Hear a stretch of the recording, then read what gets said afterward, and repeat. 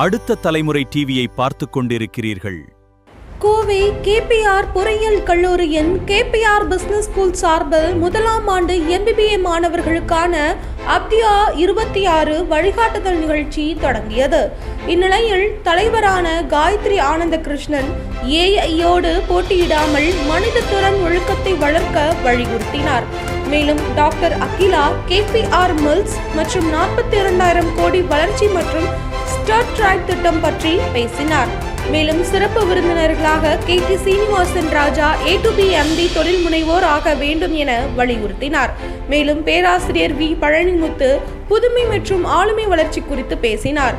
தனிநபர் பிராண்டிங், நிதி தொழில் முனைவு குறித்து வல்லுநர்கள் சிறப்பு வகுப்புகளும் நடத்தினர். மேலும் மாணவர்களும் பெற்றோர்களும் இதில் ஆர்வத்துடன் கலந்து கொண்டனர்.